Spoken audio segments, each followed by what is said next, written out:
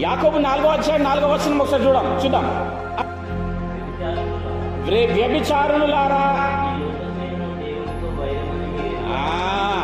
ఈ లోక స్నేహము దేవునితో వైరము. లోకముతో స్నేహం చేస్తున్నాం కానీ సంఘంతో స్నేహం చేయట్లే. లోకంతో స్నేహం చేస్తున్నాం కానీ వాక్యంతో స్నేహం చేయట్లే.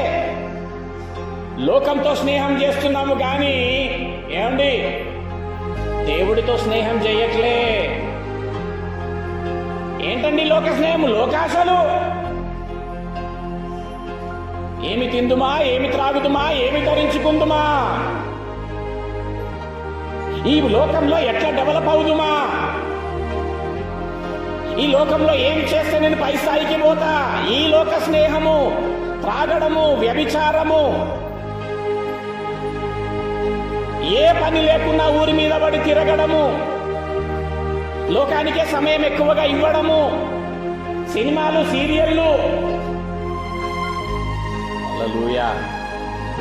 ఈ లోక స్నేహము దేవునితో వైరం. ఎందుకో చూద్దాం తర్వాత, చదువుడు ఇంకా. కాబట్టి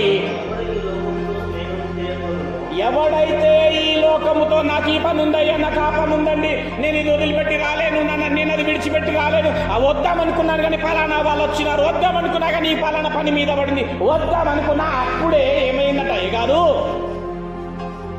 ఈ లోకపు పనులు. హల్లెలూయా. అందరు ఉన్నారా? సరే గట్టి చెప్పండి హల్లెలూయా. మళ్ళీ చదువు సెకండ్. కాబట్టి ఎవడైతే ఈ లోకముతో నాతో కాకుండా ఈ లోకముతో స్నేహము చేయను, లోకంతో స్నేహం అంటే అర్థమవుతుంది కదా, నీ వ్యక్తిగతమైన లోక సంబంధమైన పనులు కూడా కావచ్చు, వదిలిపెట్టి రావాలా. వస్తే నష్టమండి, కానివ్వండి. ఒకవేళ ఆ పని కాగానే చస్తే, అదే రోజు చస్తే, కన్ను మూస్తే ఎక్కడికి నీ ప్రయాణం?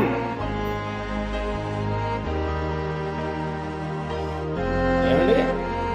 నా ప్రాణమా తినుము త్రాగుము సుఖించుమన్నావంటే, ఈ రాత్రిరే నీ ప్రాణం అడిగితే ఏదిర నీ దారి. నాకు ఆ పని ఉందయ్యా, ఈ పనిష్మెంట్ నేను రాలేనయ్యా అని ఎవడైతే లోకముతో స్నేహం చేయగోరుతాడో, మళ్ళొకసారి, కాబట్టి అట్లా ఎవరైతే నన్ను కాదని సంగమునకు రాక, వాక్యమును వినక, వాక్య ప్రకారం నడుచుకొనక ఎవరైతే